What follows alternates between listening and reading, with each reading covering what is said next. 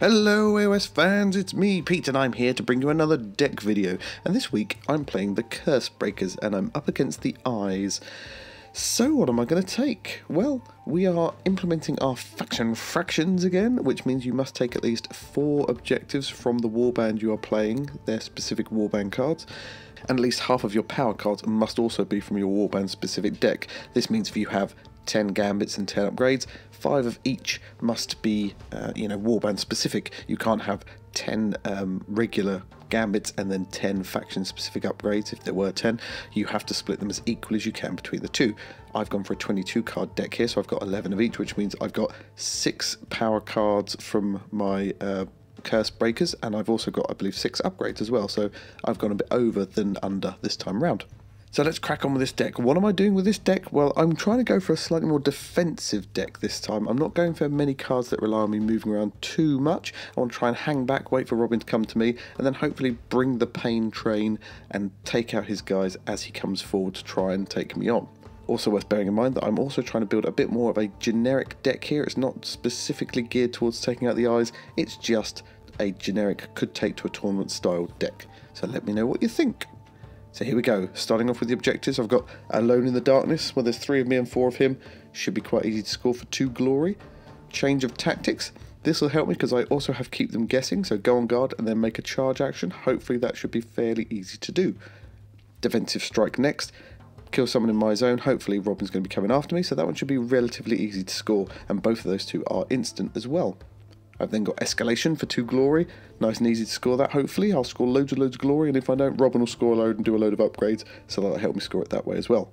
I've then got No Remorse, which is kill somebody with more damage than they have wounds or wound characteristic. It's very important to remember that. So if you've got somebody who's got 4 wounds and they're down to 1, if you kill them with a 2 damage attack, you won't score No Remorse, but hopefully that's obvious, just in case it wasn't. Hopefully that one should be easy for me to score. He's got a lot of low wound models and I've got some high damage output, and it's instant score again.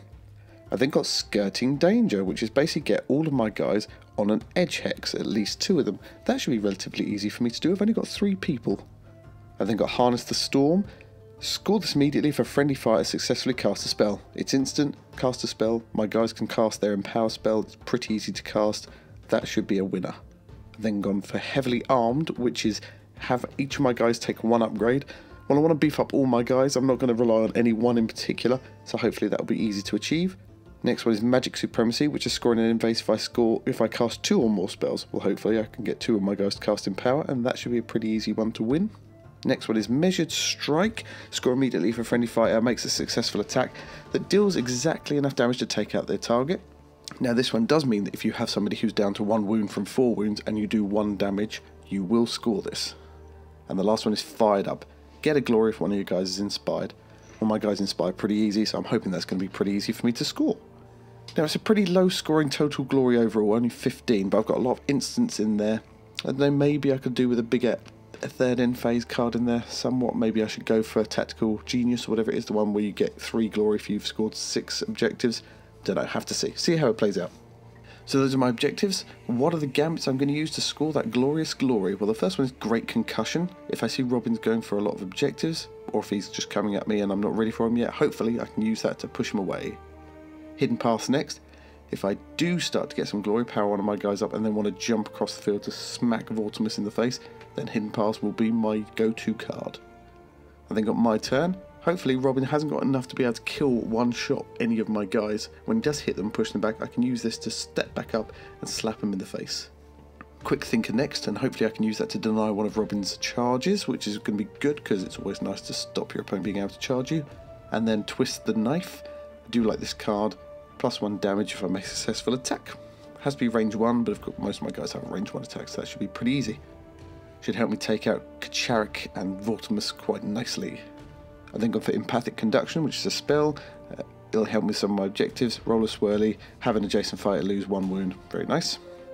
Gather the Storm, and Innate Lightning for the next spell. Well, I can use that to hopefully cast my power, and then I can get my objectives for successfully casting spells off. And help to inspire some of my guys, which will help some of my other objectives as well. I've then got Lightning Assault reaction. After a friendly fire misses, I can make that attack again. Well, I don't have many guys, I don't have many attacks, so being able to re-roll the ones that failed will be very handy.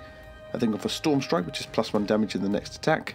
Storm Ward, which is play when my opponent tries to cast a spell, roll a dice on a swirly, the spell is not cast, which could be handy for denying Robin as he is the eyes, but in general I think it's quite handy to have something to try and stop your opponent from being able to, cast spells, because the spells can be quite effective. And it is worth bearing in mind I'm not just building this deck to come up against the eyes. So against a non-Nightvault deck, or a non-Nightvault warband, this would be a card that might be a bit more questionable, but it is one of my faction fraction cards. And I've then gone for Determined Effort, +1 dice for the first attack action in the next activation. As many dice I can roll as possible is always handy to guarantee me those hits.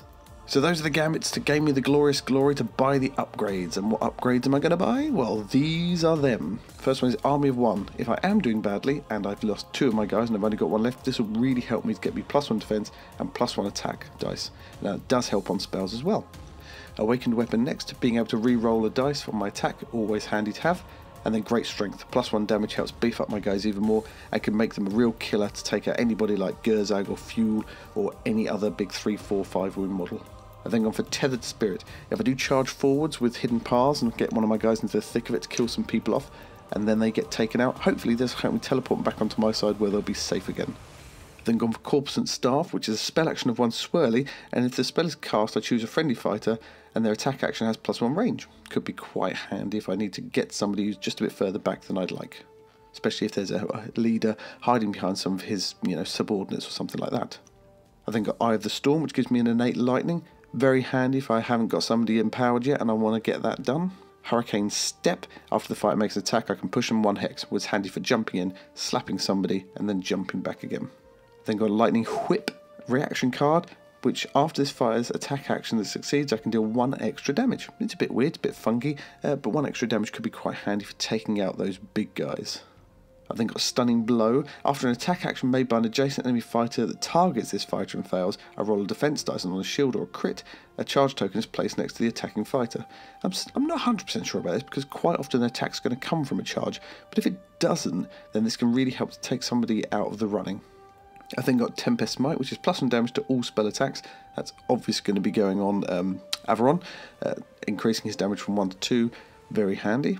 And the last one on my list is Glory Seeker, +1 damage to his ranged attack actions that target a fight with wound characteristic of 4 or more. Well again, I would put that on Averon because he does have a range quite high and can't usually benefit from all the +1 great strength kind of cards, but this one will help me go after the big guys and give me a lot of range on those attacks at the same time.